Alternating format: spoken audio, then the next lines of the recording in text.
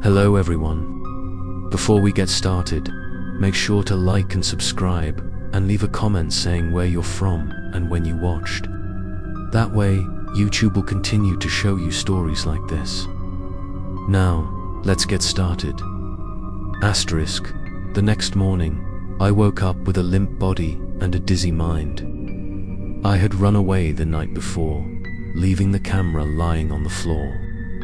I took a deep breath and decided to return to the room where the mirror stood. The daylight made everything less scary, but I could still feel the coldness that permeated. The hallway, the camera, was still there. The indicator light had gone off because the battery was dead. I picked it up, my heart pounding. After charging it, I shakily opened the recording.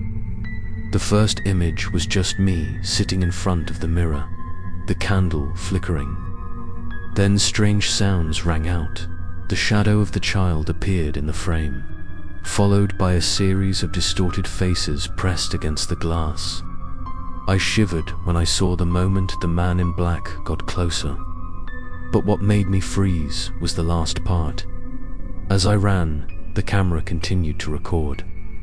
The lens shook, but clearly showed a long, thin arm reaching out from the mirror.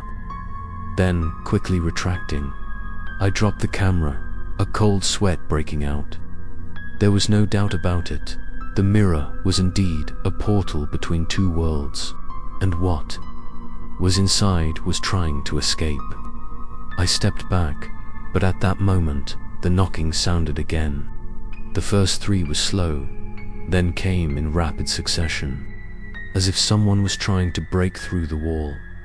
That night, I decided to try something different. I placed candles in a circle around the mirror, holding the notebook full of symbols I had found. Inside the notebook was a note written in shaky handwriting. This ritual can keep them at bay. I wasn't sure if it would work, but it was my only hope. I began to read the symbols aloud, my voice trembling in the quiet room. Immediately, the atmosphere changed. The temperature dropped sharply, my breath turned to white smoke. The candles burned fiercely and then went out all at once. In the darkness, the mirror glowed dimly. Faces began to appear again, this time clearer than ever. The child looked at me with black eyes, his mouth moving, and I clearly heard a childish voice in my head. "You won't escape." I tried to continue reading, but the voices came in waves. The faces screamed in unison. The shrill sound seemed to tear my brain apart. I fell to my knees, the book flying away. In a split second, I saw the hand of the man in black sticking out of the glass, his long, hooked fingers almost touching my shoulder. I panicked and crawled out of the candle circle, grabbed the book, and screamed as I read the last symbol. There was a loud bang. The mirror shook violently and shattered, hundreds of pieces of glass flying all over the room. I fell, holding my head, my ears ringing from the harsh sound. When I looked up, the room was completely silent. The mirror was broken. But strangely, the pieces of glass did not scatter as usual. They spun, hovered in the air, and then gradually reassembled into their original shape. I was stunned to see that absurd scene. After only a few seconds, the mirror was intact again, as if it had never been broken.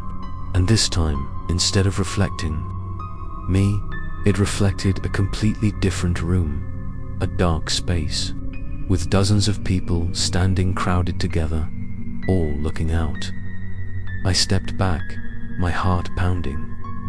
The mirror was no longer a wall. It was like a door that had been opened. I heard footsteps coming from inside, hurried, getting closer and closer. At that moment, the door to the room behind me opened. The old man next door appeared, holding a wooden cross in his hand. He shouted, "Get out of here, James. You don't know what you've done." But I stood there, frozen, unable to move my feet. In the mirror, the shadow of the man in black had already approached, only one step. Away from the thin glass, the old man rushed forward, pulling me out of the room. As we ran, we heard the sound of cracking behind us. The mirror shook violently, the sound like 100 hands hitting it at the same time. The old man gasped, "You woke them up. Now they are all trying to escape." Before I could ask more, a loud noise came from the living room. The whole house shook as if there was an earthquake. Darkness gradually enveloped, and I realized that the real battle had just begun.